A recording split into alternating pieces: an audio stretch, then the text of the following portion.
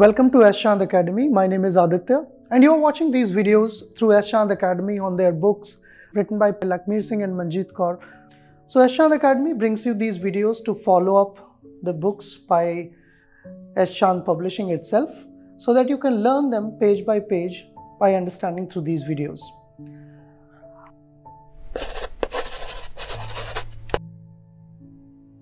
So this is the video for book of class 10th written by the authors I mentioned, and here we are on chapter number 4. हम अब chapter number 4 start करेंगे, which is entitled Heredity and Evolution. So before we go ahead, हम heredity और evolution के बारे में थोड़ा सा जान लेते हैं. Heredity and evolution क्या होता है, इस chapter में content क्या है. So we know that many of the offsprings of different organisms look alike their parents. जो organisms होते हैं, जो offsprings होते हैं, वो पेरेंट्स की तरह रिजेंबल करते हैं. इनफैक्ट आपने कई बार सुना भी होगा कि जब कोई छोटे बेबीज़ होते हैं किसी घर में तो लोग आकर पूछते हैं कि इसकी नोज़ जो है वो अपने मम्मी से रिजेंबल कर रही है, पापा से रिजेंबल कर रही है, आइज़ किसकी तरह हैं. So from where that resemblance comes, and it is a matter of fact in science that resemblance are actually transmitted from one parent to their offsprings. So what is responsible for their resemblance? What is responsible for the transmission of these kind of traits from one generation to another? What is the underlying molecular biology of all these things? That is the content of this topic. And now, apart from transmission of the traits, there is also generation of some variability. ऐसा भी नहीं है कि offsprings बिल्कुल identical होते हैं parents के, थोड़ा तो difference होता है उनमें. So from where that variation comes, and how that variation is useful for taking down generation to generation and splitting that at some point of time into a new species. So bifurcation of a single population into two different non-reproductive organisms is termed as speciation. और ये पूरा process जो है नई नई species बनने का, इसको हम evolution कहते हैं.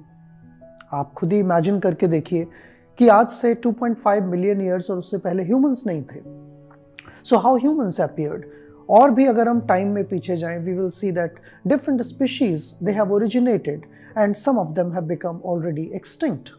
So how new species come, how life became so diverse from a very single cell or a very single primitive organism, that is the point of discussion in evolution. So this is quite a big chapter, but we will not be covering everything in this video. इस video में हम सिर्फ initial part देखेंगे, introduction of heredity and inheritance. हम केवल transmission की बात करेंगे कि ट्रेड्स कैसे ट्रांसमिट होते हैं, उनके पीछे के अंडरलाइंग रीजंस क्या हैं, और कुछ इंपॉर्टेंट डिस्कवरीज की भी बात करेंगे, कुछ इंपॉर्टेंट साइंटिस्ट के बारे में बात करेंगे जिन्होंने फंडामेंटल्स बताए हमें हेरिडिटी के बारे में. So here the chapter begins with a very basic information that what is a trait and how it is transmitted. So transmission of characters, कोई भी character जो है उसको हम scientific terms में trait कह सकते हैं. जैसे हमारी आँखों का कलर, hair का pattern, skin का कलर, ये सब traits कहलाते हैं. So transmission of these characters from parent to their offsprings is called as heredity. इसी को हम क्या कहते हैं? Heredity कहते हैं. In most simple terms, it means the continuity of features from one generation to another. जब generation by generation कोई चीज़ आगे चलती चली जाती है, inherit होती चली जाती है, उसी process को biologically heredity कहा जाता है. So you might have seen that in previous chapter, पिछले videos में हमने already बात की थी sexual reproduction की, और हमने देखा था कि किस तरह से male parent जो है they produce male gametes, female parent produce female gamete, and that eventually results in the development of a zygote, and then zygote develops or matures into an embryo which forms offsprings. So it is the sexual reproduction and the cells which have those traits or information about those traits. Sexual cells जो है, sex cells जो है, वही उन्हीं के पास इन traits के बारे में जानकारी होती है, उनमें stored रहती है. But at the same time, there are variations which are also brought about. हमने डिस्कस किया कि एक तरफ तो हम बात कर रहे हैं कि ट्रेड्स इनहेरिट होते हैं, दूसरी तरफ हम ये भी बात कर रहे हैं कि 100% ट्रेड एक ही पेरेंट के ट्रांसमिट नहीं होते हैं. There is a process of recombination which takes place. So mixing of various kind of combinations of traits happens from both the parents, and that brings variations in individual, and these variations are important from the evolutionary point of view, survivability point of view. Survival ज़्यादा अच्छा होता है अगर variations individual में होंगे. So the differences in characters और trades among the individual species, individuals of a species or a population is called variation. जैसे अगर हम आपकी क्लास में 10 स्टूडेंट हैं तो 10 के 10 स्टूडेंट एक दूसरे से दिखने में थोड़ा अलग हैं, उसे हम वेरिएशन कहते हैं. लेकिन अगर आप अपने पेरेंट्स से अपने आप को कंपेयर करो तो कुछ चीज़ें आपकी रिजेंबल भी करती हैं. So how the traits were inherited from your parents to you, that is heredity, and how you are different from the individuals of humans is variation. After learning these two terms, इन दो terms को समझने के बाद हम एक important aspect पर बात करेंगे कि ये वेरिएशन जो है क्यों जरूरी होते हैं. तो जैसे जैसे वेरिएशंस एक्यूमुलेट होते हैं किसी पॉपुलेशन में, वैसे वैसे ये किसी भी इंडिविजुअल में किसी एक्सट्रीम कंडीशन या किसी एडवर्स कंडीशन के अगेंस्ट फाइट करने में मदद कर सकते हैं. For example, an individual has ability to, let us say there was a variation in an organism which gave it ability to respire in water. अगर किसी इंडिविजुअल में किसी वेरिएशन की वजह से गिल्स डेवलप हो गए और वो पानी में रेस्पायर करने लगा, लेट्स से ह्यूमंस की हम बात करें कि over several thousands of years they developed gills. So a new species of humans will originate which will be able to survive underwater. So variations are important, and if they are accumulated over the span of time, which may be sometimes millions of years, that results in improved survivability and therefore divergence of individuals of a population, resulting in a process called speciation. उससे नई species का बनना शुरू हो जाता है. Now you can also see here, आप एक लाइन भी देख सकते हैं इसी चीज से related. The great advantage of variation to a species is that it increases the chance of a survival in changing environment. Darwin has already proposed hundreds of years ago. उन्होंने already propose किया था कि there is survival of the fittest. So how somebody becomes fit whereas another organism of the same species is not fit? Because different organisms have different traits, they have variations. तो उनमें से कुछ fit होते हैं, कुछ उतना fit नहीं होते हैं. जो ज़्यादा फिट होते हैं वो आगे सर्वाइव करते हैं. They take the species towards the evolution. Now if you look at the molecular level, अगर हम मॉलिक्यूलर लेवल पर जाएं तो ये जो ट्रेड्स हैं, ये जो कैरेक्टर्स हैं, ये हमारी सेल्स के अंदर प्रेजेंट डीएनए में इनकोडेड होते हैं एक न्यूक्लियोटाइड के बेसिस की अल्फाबेट के फॉर्म में.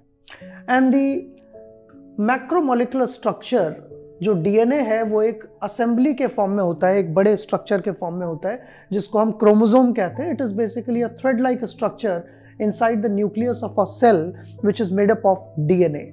If you don't know DNA, it is deoxyribonucleic acid and it is made up of 3 things. DNA 3 चीजों का बना होता है. इसमें एक शुगर होती है which is a 5 carbon sugar, ribose और deoxyribose, and it has a nitrogenous base. एक इसमें नाइट्रोजन बेस होता है which may be anywhere between A, T, G or C. It means adenine, thymine, guanosine and guanine and cytosine. तो ये 4 तरह के bases होंगे and there will be some phosphates. So these things together, ये 3 चीजें मिलकर बनाती हैं DNA. And that DNA has all the genetic information which assembles in the form of chromosomes. So I hope by now you understood that how genetic information is stored inside our body. हमारे शरीर में genetic information कैसे store होती है. तो humans की अगर बात करें तो humans की body में total 46 chromosomes होते हैं और वो पेयर्स के फॉर्म में होते हैं क्योंकि एक क्रोमोसोम एक पेरेंट से आता है, दूसरा क्रोमोसोम दूसरे पेरेंट से आता है. जब एक नया ऑर्गेनिज्म बनता है तो हमेशा पेरेंट्स के अलग अलग पेरेंट्स के ट्रेट्स उसमें होते हैं. जैसे कि आप यहाँ पर देख सकते हैं 2 क्रोमोसोम्स हैं, एक पेयर है. This is chromosome number 1, this is 2, this is 3 and you have in total 22 chromosomes which are not related to determination of sex. यानी कि चाहे वो मेल हो चाहे फीमेल हो, ये 22 पेयर जो हैं ये दोनों में एक जैसे होंगे. लेकिन एक पेयर होता है Here you can see one chromosome is X, another is Y. So perhaps this complete diagram is of a male. If both of them would have been X, that would have been female. So male and female differ only in their genetic makeup at the 23rd pair of chromosome, which is called as sex chromosome. And this is how the entire information about any character in our body is stored in this chromosomes. तो ये जो information है, इसको अगर हम further बात करें कैसे store होती है, तो आप देख सकते हैं कि DNA जो है उसमें नाइट्रोजनस बेसिस है, जैसे यहाँ A है, यहाँ T है, यहाँ G है, यहाँ C है, तो ये A T G C A T T इस तरह का एक sequence that makes an information. It means it makes a code. जैसे कि आप कंप्यूटर बायोलॉजी अगर पढ़ते हैं, कंप्यूटर्स के बारे में जानते हैं, तो वहाँ बाइनरी कोड होते हैं, 0 1 0 0 1, सारी इंफॉर्मेशन इसी में स्टोर होती है। इसी तरह से बायोलॉजिकल सिस्टम में इस तरह से 4 लेटर्स की मदद से हजारों लाखों कॉम्बिनेशंस बनाए जा सकते हैं and each combination can be responsible for different type of traits. So basically ये जो पैटर्न होता है एक ट्रेड के लिए, that will be considered as a gene and gene will have this information. So for eye colors there will be different letters code, there will be different gene. For hair pattern there will be different gene. For skin color there will be different genes. इस तरह से genetic information जो है stored रहती है. So genes controlling the same characters of an organism can be of 2 types. Genes जो हैं वो 2 तरह के हो सकते हैं. The genes which decide appearance of an organism even in the presence of an alternative gene is called as dominant gene. तो देखिए ये जो क्रोमोसोम्स हैं, हर एक क्रोमोसोम क्या है, हर एक क्रोमोसोम पेयर्स के फॉर्म में है। अब मान लीजिए हमारे आंखों के कलर का जीन यहां पर प्रेजेंट है, तो आंखों के कलर का एक और जीन दूसरे पेरेंट से आए हुए क्रोमोसोम पर भी प्रेजेंट होगा। लेकिन इन दोनों जीन्स में से अगर कोई एक जीन अपीयरेंस को डिफाइन करता है, जैसे आंखों का कलर कैसा होगा, whether it will be blue और ब्राउन और black, if it is decided by this gene alone, then this is often called as dominant. अभी हम इसको और क्लियरली समझेंगे।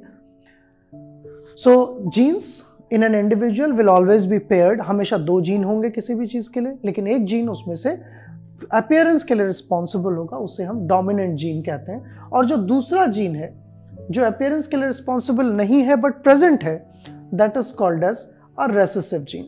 हालांकि ये बहुत क्रूड डेफिनेशन है। As you will successively grow to higher classes, you will learn deeper meaning of these things and the mechanisms of dominant and recessive. So whenever we try to represent a gene name और gene pattern, we might use sometimes basic symbols.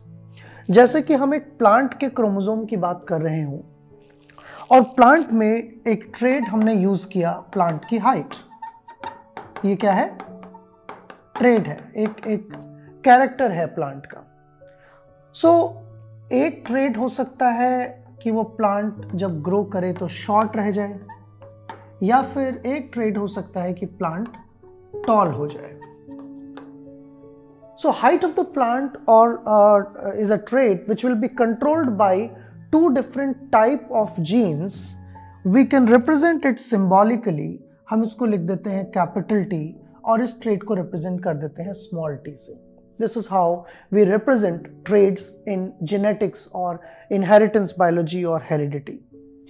तो हम इस तरह से trades को represent करते हैं। वही चीज आप यहाँ देख सकते हैं, टॉलनेस के लिए कैपिटल T यूज किया गया है, और कोई प्लांट स्मॉल है, ड्वार्फनेस है, उसके लिए स्मॉल t यूज किया गया है। तो अब अगर हम प्लांट के अंदर ये दोनों टाइप के जो जीन्स हैं, जीन के जो पैटर्न्स हैं, इनको अगर रिप्रेजेंट करने की कोशिश करें तो देखिए 2 चीजें हो सकती हैं। प्लांट के अंदर या तो दोनों ही कैपिटल T हो सकते हैं, यानी कि दोनों ही जीन्स टॉलनेस वाले हो सकते हैं। कुछ प्लांट में ऐसा हो सकता है कि एक टॉलनेस वाला जीन हो और एक शॉर्टनेस यानी कि ड्वार्फनेस वाला जीन हो, या फिर ऐसा भी हो सकता है कि दोनों ही जीन प्लांट्स के अंदर शॉर्टनेस या ड्वार्फनेस वाले हों। So pair of genes can form different combinations and these pairs are given additional names. इनको एक additional name दिया जाता है. Each of them is called as allele. इसको हम क्या कहते हैं? Allele कहते हैं. And this entire pair is called as allelomorphic pair. इसको हम allelomorphic pair कहते हैं. So every organism which have pair of chromosomes, for every character they will have an allele, and inside the body there will be a pair of alleles. One will be coming from one parent. जैसे हमारे अंदर अगर किसी gene का किसी character के लिए allele है तो वो एक फादर से और एक मदर से आया होता है. अब इस एलिलोमॉर्फिक में हमारी अपीयरेंस कैसी होगी वो डिपेंड करेगा कि इन दोनों में डोमिनेंट कौन सा है. तो कैसे डिसाइड होता है कौन से कैरेक्टर्स डोमिनेंट होते हैं, क्या इसके लिए कोई लॉ है, इन सब चीज़ों के बारे में हम अभी बात करेंगे. We will be discussing about all these things. लेकिन उससे पहले हम एक क्विक व्यू, हिस्टोरिकल व्यू देखते हैं एक फेमस पर्सनालिटी का, एक फेमस रिसर्चर का, जिन्होंने ये फंडामेंटल रूल्स बनाए, डिस्कवर किए और जिन्होंने ये बताया कि इनहेरिटेंस का पैटर्न कैसे डिसाइड होता है. So he was none other than Gregor John Mendel, who laid the foundations of present day genetics. You can see here he was a monk. Basically he worked in a church and he had a large garden behind the church, so he mainly worked on plants of garden pea. आपने भी देखा होगा ये कभी कभी garden में मटर के पौधे उग जाते हैं which have beautiful flowers. So he used to collect the seeds of a pea plant and then he used to sow them back in the soil and looked at the pattern of plants coming out. कई generation तक उन्होंने उन plants के pattern को study किया and by evaluating the pattern of those pea plants, for example उन्होंने ये देखा कि एक टॉल प्लांट के सीड लेकर उसको हम ज़मीन में लगा दें तो क्या टॉल प्लांट ही आएगा, एक वाइट फ्लावर वाले प्लांट को लेकर ज़मीन में अगर लगा दें तो क्या वाइट फ्लावर वाला ही प्लांट आएगा. तो उन्हें बड़े सरप्राइजिंग रिजल्ट्स मिले और उन्होंने वो सारे रिजल्ट्स को इकट्ठा किया. इकट्ठा करने के बाद उन्होंने उसको फॉर्मुलेट किया और फिर उसके बाद उन्होंने देखा कि कुछ इंटरेस्टिंग चीज़ें आई जिन्हें फाउंडेशंस माना गया जेनेटिक्स की और फॉर्मुलेट किए गए लॉज ऑफ जेनेटिक्स. उन्हें हम मेंडल्स लॉ ऑफ जेनेटिक्स भी कहते हैं. तो बेसिकली ये क्या करते थे, he used to start with any kind of parent plant. तो पेरेंट प्लांट ले लिए दो, उनको आर्टिफिशियली ब्रीड करा दिया. जैसे एक टॉल प्लांट है और एक शॉर्ट प्लांट है.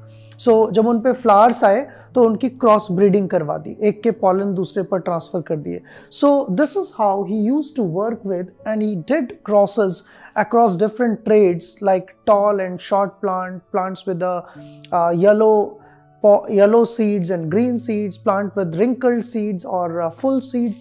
So he used multiple traits, कई सारे traits इन्होंने मटर के plant में use किए and finally he formulated a law. But we will be looking at these laws in detail. हम इन laws के बारे में बात करेंगे, डिटेल में देखेंगे कि कौन से law formulate किए थे. That will be in part 2 of this video. So let us quickly summarize what was in part 1 of this video. हमने अभी तक सिर्फ हेरिडिटी और जेनेटिक्स के बारे में सीखा. हमने ये देखा कि वेरिएशंस क्या होते हैं, क्यों इंपॉर्टेंट होते हैं और एक इंडिविजुअल के अंदर, एक ऑर्गेनिज्म के अंदर ये जेनेटिक इंफॉर्मेशन कहाँ पर स्टोर होती है, किस फॉर्म में स्टोर होती है. We learnt about chromosomes, we learnt about the term allele, allelomorphic pair and a brief historical aspect of Gregor John Mendel, who is also considered as father of genetics. So we'll be back in part 2 of this video where we'll be learning more about inheritance and the laws of Gregor John Mendel. I hope you enjoyed this video and your learning is going well. आपकी जो book की understanding है, book की जो पढ़ाई है वो इन videos की मदद से बहुत अच्छी हो रही है. I expect that and if so you can leave your comments about the videos. You can also like, share and subscribe so that you get regular updates. Thank you very much for watching. All rights reserved. This video has been prepared for educational purposes only. No part of it may be reproduced or copied without the permission of the copyright holder.